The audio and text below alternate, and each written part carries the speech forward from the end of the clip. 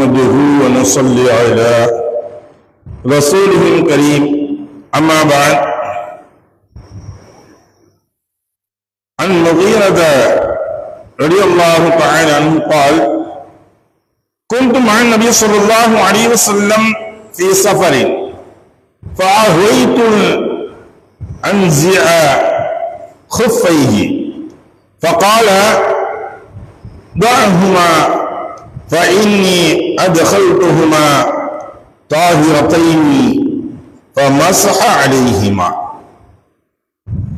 أو قال من صلى الله عليه وسلم صدق رسول بن كريم அருமைக்குரிய சகோதரர்களே, இங்கு நாம் பார்க்கக்கூடிய பாடம் இந்த குளிர்காலங்களில் ஏற்படக்கூடிய சமயங்கள்ல கைக்கு காலுக்கு க்ளவுஸ் உரை அணிந்து கொள்ளுதல் இது போன்ற விஷயங்கள் இருக்கிறது. இப்பொழுது காலில் தண்ணி பட்டால் சிலருக்கு இந்த ஜன்னிய கூட வந்துடும். அந்த அளவுக்கு இருக்கக்கூடிய ஒரு குளிருடைய காலகட்டங்கள் அல்லது கடுமையான ஒரு உஷ்ணத்தின் ஜுரத்தின் காரணமாக ஏற்படக்கூடிய விஷயங்கள் இருக்குது.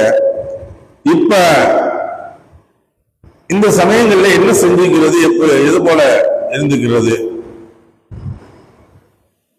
என்பதை பற்றி தான் பார்க்கக்கூடிய பாடமாக இருக்கின்றது.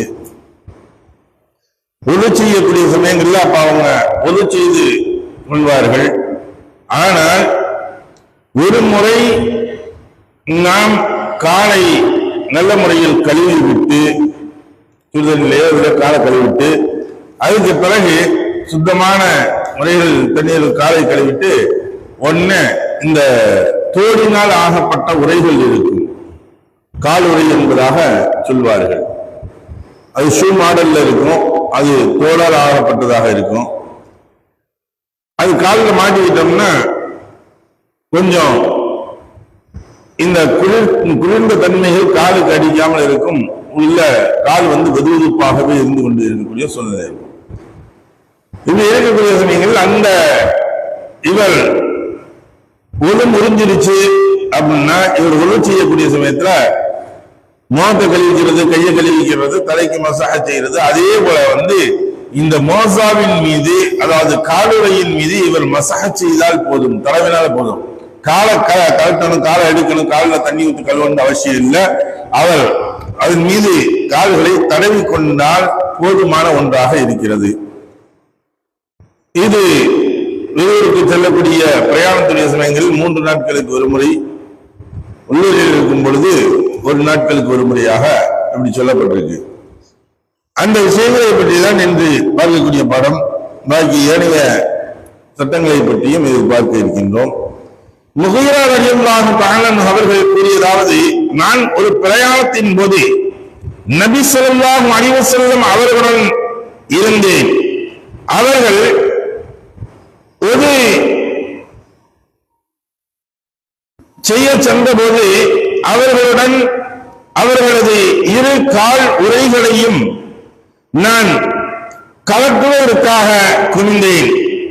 அப்போது நபி ஸல்லல்லாஹு அலைஹி வஸல்லம் அவர்கள் அதை விட்டுவிடும், கால்கள் 2ம் சுத்தமாக இருக்கும் போது நான் உரைகளை அணிந்தேன் என்று கூறிவிட்டு அவ்விரு கால் உரைகளின் மீதும் மசாஜ் செய்தார்கள், அதாவது தடவினார்கள், தண்ணீரினால் தடவி கொண்டார்கள் என்பதாக சொல்றாங்க. அப்ப இது போல அது மசாஜ் செய்யறது எப்படின்னா சாதாரணமான முறைகள் எப்படி கால் உரை இருக்குன்னா அது லேச தண்ணியுடைய ஈரப்பதை வச்சு அது தடவி விட்டால் போதுமான ஒன்று. அப்ப பள்ளிக்குள் வருகின்றோம், இது போல சூழ்நிலை இருக்குன்னா இந்த காலுறை அணிந்திருப்பார்கள். இவர்கள் அதற்கு மேலும் செருப்பு அணிந்து கொண்டுதான் வருவார்கள். அவர்கள் செருப்பை கழட்டிவிட்டு பள்ளிக்குள் வரும் பொழுது அந்த காலுறையுடன் வரலாம். அந்த காலுறையை போட்டுவிட்டு வெளியே நீங்க நஜீசுகள் நடக்கிறதுன்றது இல்லை. அது நம்ம இப்ப சொல்றதுன்னா சுருக்கமாக சொல்றாங்கன்னா ஷார்ட்ஸ் போல உள்ளதுதான். எப்படி நம்ம ஷூக்கு ஷார்ட்ஸ் போடுறாங்களோ அது போலதான் இந்த காலுறை பனியுடைய காலகட்டங்களில் குளிர்ந்த பிரதேசங்கள்ல பார்த்தோம்னா இந்த காலுறைகள் அணிந்து கொள்வார்கள். அவர்களுக்கு இந்த சட்டங்களாக இருக்குது.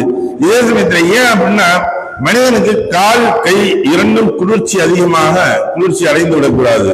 குளிர்ச்சி அடைஞ்சாச்சு அப்படின்னா அவருடைய அந்த பல்ஸ் என்று சொல்லக்கூடிய துடிப்புகள் இருக்கின்றது குறையக்கூடியதாக, ரத்த ஓட்டங்களுடைய அந்த உஷ்ணங்கள் குறையக்கூடியதற்கு ஒரு அடையாளமாக அது காண்பிக்கக்கூடியது. அதனாலதான் மருத்துவர்கள் ஒரு மனிதனுடைய இறுதி சமயங்கள்ல பார்க்கக்கூடியது காலை பார்ப்பாங்க, கையை பார்ப்பாங்க, ஐஸ் ஆயிருச்சா, அவங்களுடைய உஷ்ணங்கள் குறைஞ்சிருச்சா, அதை வைத்துதான் எத்தனை மணி நேரமாக ஆனது என்னங்கிறத எல்லாத்தையும் கணிப்பாங்க.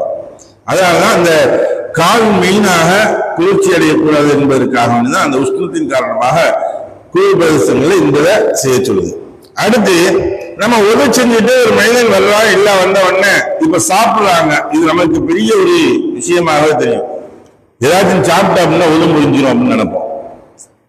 ஓய் செஞ்சுட்டு போய் சாப்பிடுறாரு, சாப்பிட்டு வர்றாரு, நல்லா கழிச்சோறு இல்ல மீனோ இறைச்சி சாப்பிடுறாரு, சாப்பிட்டு வந்துட்டா உதவி முடிஞ்சிருமா அப்படின்னா, அப்படி உண்மதின் காரணமாக அல்லது பருவதின் காரணமாக ஒளி என்பது முடியாது.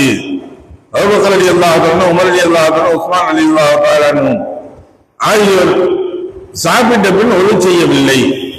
அப்துல்லா இப்னு அப்பாஸ் ரலியல்லாஹு அன்ஹு அவங்க கூறுறாங்க, நபி ஸல்லல்லாஹு அலைஹி வஸல்லம் அவர்கள்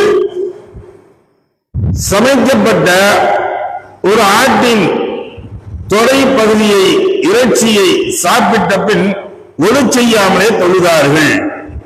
அப்ப ஒரு பொருள்களை நாம் சாப்பிட்டு விட்டால் அந்த சாப்பிட்டதன் காரணமாக ஒது முடிஞ்சிடும், ஒது செய்யணும் அப்படிங்கிற அவசியம் இல்லை. நாம் அதை சாப்பிட்டதற்கு பின்னாடி அப்படி சொல்லலாம், அந்த ஒளியே போதுமான ஒன்று. ஆனால் அதே சமயத்தில் ஒரு இந்த மாவு ஐட்டங்கள் இந்த இதெல்லாம் சாப்பிடுறோம், இந்த பல்ல ஒட்டிக்கிறோம், இல்ல இறைச்சியை சாப்பிடக்கூடிய சமயத்தில் இந்த பல்லு இடுக்குகள் போய் ஒட்டிக்கிறது. இதுவரை சமயத்தில் செய்யணும். அதை என்ன செய்யலாம் அப்படின்னா, அவங்க கூறுறாங்க, நான் கைபர் போர் நடந்து வரும் நபி ஸல்லல்லாஹு அலைஹி வஸல்லம் அவர்களுடன் கைபருக்கு சென்றேன். கைபரை அடுத்துள்ள ஸஹாபா என்ற இடத்தை அடைந்ததும் நபி ஸல்லல்லாஹு அலைஹி வஸல்லம் அவர்கள் அஸர் தொழுகையை தொழுதார்கள். பின்னர் பயண உணவை கொண்டு வரும்படி கூறினார்கள். அப்பொழுது மாவை தவிர வேறு எதுவும் கொண்டு வரப்படவில்லை. அதை குழைத்தும் அதை ஒரு உருண்டையாக ஆக்கி ரசூலுல்லாஹி சஹாபாக்கள் எல்லாம் சாப்பிட்டாங்க. அது குழைக்கப்பட்டதும் அதை நபி ஸல்லல்லாஹு அலைஹி வஸல்லம் அவர்கள் தங்களுக்கும் சாப்பிட்டு பிறருக்கும் சாப்பிட கொடுத்தார்கள். பின்னர் மகரிப் தொழுகைக்காக சென்றார்கள். அப்பொழுது வாயை மட்டும் ரசூலுல்லாஹி ஸல்லல்லாஹு அலைஹி வஸல்லம் கொப்பளித்துக் கொண்டார்கள். நாங்களும் வாயை கொப்பளித்துக் கொண்டோம். பின்னர் புதிதாக ஒளி எதுவும் செய்யப்படவில்லை, தொழுதோம். அப்ப ஒரு மாவு போன்ற வஸ்துக்கள் அல்லது இந்த சுவைகள் தெரியக்கூடிய அளவுக்கு இப்ப வாயில் இருந்துட்டு இருக்கு. ஒரு உணவு சாப்பிட்டு முடிஞ்ச அப்ப உடனே நம்ம தொழிலை போலாம் அப்படின்னா என்ன செஞ்சுக்கலாம், ஒளி செய்ய வேண்டிய அவசியம் இல்லை. அதனால் ஒளி என்பது முடியாது. இவர்கள் வாயை கொப்பளித்துக் கொண்டால் போதுமான ஒன்று, ஒளி என்பது முடியாது என்பதைத்தான் இந்த ஹதீஸுகள் நமக்கு உணர்த்தக்கூடியதாக இருக்கின்றது. எதை படித்தோமோ எதை கேட்டோமோ அதை விளங்கி நடக்கக்கூடிய நன்மக்களாக வல்லல்லாஹு ஆக்கியார்கள் உருவானாக. சுப்ஹானல்லாஹி வ பிஹம்திஹி சுப்ஹானக்கல்லாஹும்ம வ பிஹம்திக வ நஷ்ஹது அன் லா இலாஹா இல்லா அன்த வ நஸ்தக்ஃபிருக வ நதுபு இலைக். ஆமீன். சுப்ஹான ரப்பிக ரப்பில் இஸ்ஸத்தி அம்மா யசிஃபூன் வ ஸலாமுன் அலல் முர்ஸலீன் வல்ஹம்துலில்லாஹி ரப்பில் ஆலமீன்.